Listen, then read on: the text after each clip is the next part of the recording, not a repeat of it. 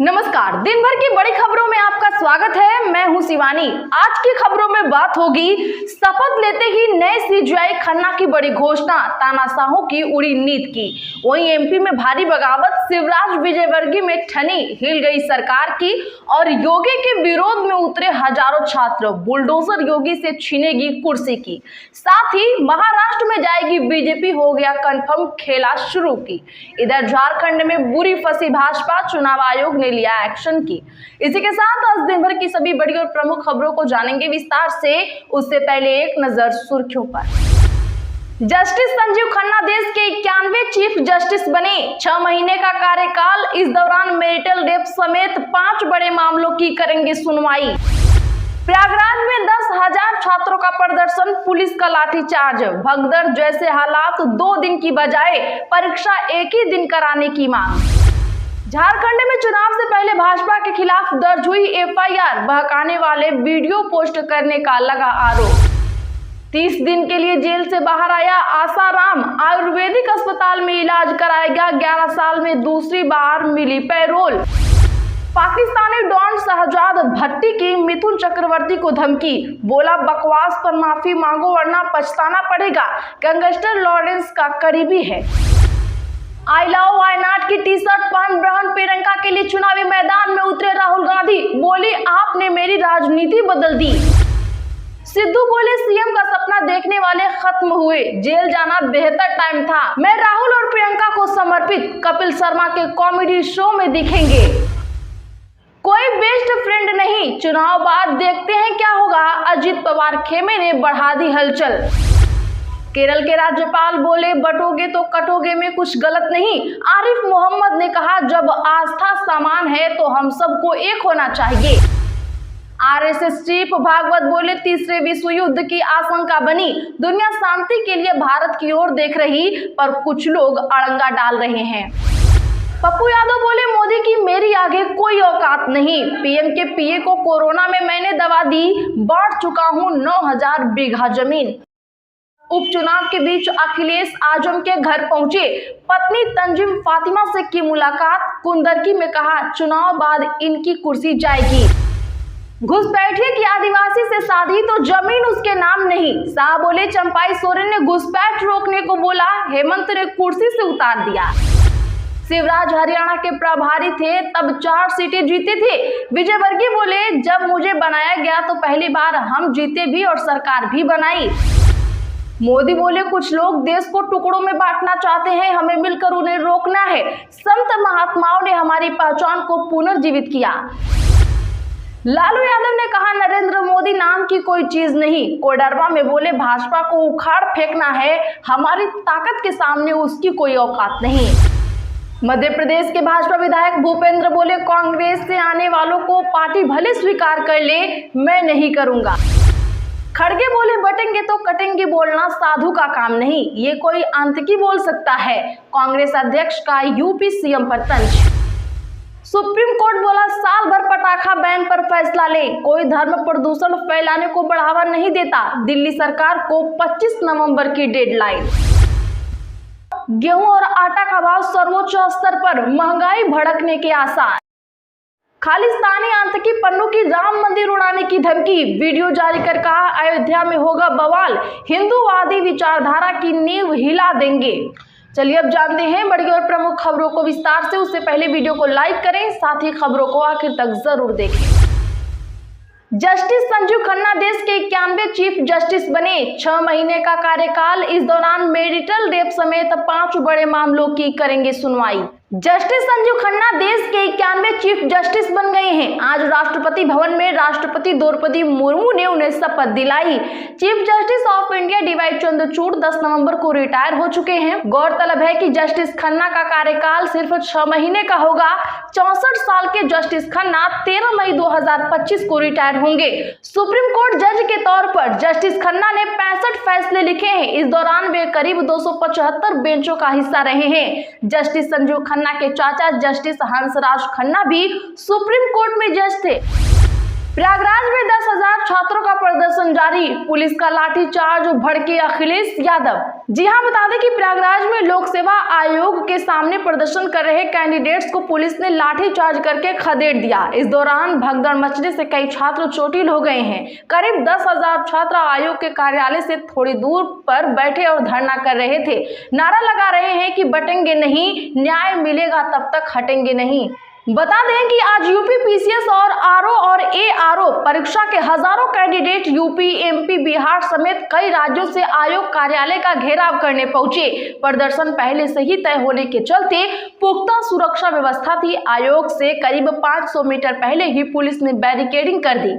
वहीं अब इस प्रदर्शन को देखते हुए समाजवादी पार्टी के अध्यक्ष अखिलेश यादव ने कड़ी प्रतिक्रिया दी है। यूपी की योगी सरकार और अधिकारियों को चेतावनी देते हुए अखिलेश यादव ने कहा, याद रखना, जैसा सेवा कर रहे हो वैसे ही सेवा आपको भी मिलेगी। कहा कि ये सरकार हर किसी को लाठी मार कर दबाना चाहती है। इनके पास अधिकारियों के अलावा कोई नहीं है, इसीलिए लाठी चला रहे हैं। अखिलेश यादव ने यहाँ तक कहा कि जो भी अधिकारी गड़बड़ी कर रहे हैं उन्हें जेल भेजेंगे। आई लव वायनाड की टी शर्ट पहन बहन प्रियंका के लिए चुनावी मैदान में उतरे राहुल गांधी। बोले, आपने मेरी राजनीति बदल दी। जी हां, बता दें कि आज वायनाड लोकसभा उपचुनाव के लिए कांग्रेस उम्मीदवार प्रियंका गांधी वाड्रा ने वायनाड के सुल्तान बाथरी में रोड शो किया। इस दौरान लोकसभा नेता और कांग्रेस सांसद राहुल गांधी भी मौजूद रहे। वो वायनाड में प्रियंका गांधी के लिए प्रचार कर रहे थे। प्रियंका गांधी वायनाड लोकसभा सीट पर हो रहे उपचुनाव में अपनी किस्मत आजमा रही है। रोड शो के दौरान राहुल गांधी आई लव वायनाड की टी शर्ट पहने नजर आए हुए हैं। वायनाड में रोड शो के दौरान राहुल गांधी ने कहा, वायनाड के लोगों ने मुझे इतना प्यार और स्नेह दिया कि मेरी राजनीति बदल गई। मुझे एहसास हुआ कि नफरत का मुकाबला करने का एकमात्र हथियार स्नेह है। झारखंड में चुनाव से पहले भाजपा के खिलाफ दर्ज हुई एफआईआर, बहकाने वाले वीडियो पोस्ट करने का लगा आरोप। जी हां, बता दें कि झारखंड के रांची में राज्य की भाजपा इकाई पर एफआईआर दर्ज की गई है। रांची पुलिस ने कांग्रेस से शिकायत मिलने के बाद भाजपा पर यह केस दर्ज किया है। चुनाव आयोग के सूत्रों के मुताबिक कांग्रेस ने झारखंड भाजपा के सोशल मीडिया हैंडल पर गलत और बहकाने वाले वीडियो पोस्ट करने का आरोप लगाया है। इसी के मद्देनजर रांची पुलिस ने पार्टी के खिलाफ केस दर्ज किया है। न्यूज एजेंसी एएनआई के सूत्रों के मुताबिक चुनाव आयोग को 10 नवंबर 2024 को कांग्रेस नेता जयराम रमेश की तरफ से यह शिकायत मिली है। इसमें आरोप लगाया गया है कि एक्स पर बीजेपी झारखंड हैंडल से कुछ वीडियो पोस्ट किए गए हैं जो कि झूठे और बहकाने वाले हैं। इस शिकायत में कहा गया है कि वीडियो में कथित तौर पर निराधार आरोप लगाए गए हैं ताकि मतदाताओं को प्रभावित किया जा सके और उन्हें विधानसभा चुनाव में विपक्षी दलों को वोट देने से रोका जा सके। कोई बेस्ट फ्रेंड नहीं, चुनाव बाद देखते हैं क्या होगा। अजीत पवार खेमे ने बढ़ा दी हलचल। दरअसल महाराष्ट्र विधानसभा चुनाव इस बार बेहद दिलचस्प है। 2 गठबंधनों में 3-3 दल हैं और इनमें 2 ऐसे हैं जिनमें असली और नकली की जंग है। एक शिवसेना एमवीए है तो दूसरी महायुति का हिस्सा है। ऐसी स्थिति एनसीपी की भी है। इस बीच अजीत पवार की एनसीपी के नेता नवाब मलिक के बयान ने हलचल मचा दी है। उनका कहना है कि राजनीति में कोई भी बेस्ट फ्रेंड या दुश्मन नहीं होता है। चुनाव के बाद दोस्तों और दुश्मनों के बीच हालात बदल भी जाते हैं। नवाब मलिक के इस बयान से अजित पवार की एनसीपी के रुख को लेकर कयास लगने लगे हैं। शिवराज हरियाणा के प्रभारी थे, तब 4 सीटें जीते थे। विजयवर्गीय बोले, जब मुझे बनाया गया तो पहली बार हम भी जीते और सरकार भी बनाई। जब मुझे हरियाणा का प्रभारी बनाया गया तब 3000 इंदौर के कार्यकर्ताओं को ले जाकर पहली बार वहां हम जीते भी और सरकार भी बनाई। ये बात इंदौर में कैलाश विजयवर्गीय ने विधानसभा क्षेत्र क्रमांक 1 के दीपावली मिलन समारोह में कही। उन्होंने राहुल गांधी को लेकर कहा कि कभी कभार खोटा सिक्का भी चल जाता है लेकिन बार बार नहीं चल सकता। विजयवर्गीय ने मंच से कहा, जब मैं महामंत्री बनकर हरियाणा गया था उस समय मुझसे पहले हरियाणा के प्रभारी शिवराज जी थे। मुझे बोला गया आपको हरियाणा देखना है और आप यहाँ से घर नहीं जाएंगे, सीधे रोहतक जाएंगे और 2 दिन वहीं रहेंगे। मैंने कहा ठीक है। पप्पू यादव बोले, मोदी की मेरे आगे कोई औकात नहीं। पीएम के पीए को कोरोना में मैंने दवा दी, बांट चुका हूं 9000 बीघा जमीन। बता दें कि झारखंड के चक्रधरपुर में आज पूर्णिया से निर्दलीय सांसद पप्पू यादव ने प्रधानमंत्री नरेंद्र मोदी को जमकर खरी खोटी सुनाई। उन्होंने कहा, मेरे पास केंद्र सरकार से ज्यादा पैसे हैं, 9000 बीघा जमीन हमने गरीबों में बांट दिया, इतना जमीन तो मोदी के बापू को भी नहीं था। पप्पू यादव ने दावा किया कि कोरोना के समय जब प्रधानमंत्री के पीए को दवा नहीं मिल रही थी तो मैंने दवा पहुंचाई थी और मेरे सामने मोदी की क्या औकात है। पप्पू यादव ने इससे पहले 6 नवंबर को जमशेदपुर में असम के मुख्यमंत्री हेमंत बिस्वा शर्मा पर उल्फा को पैसे पहुंचाने का आरोप लगाया था। दरअसल पूर्णिया सांसद इस दिनों झारखंड में इंडिया ब्लॉक के प्रत्याशियों के लिए चुनावी सभा कर रहे हैं।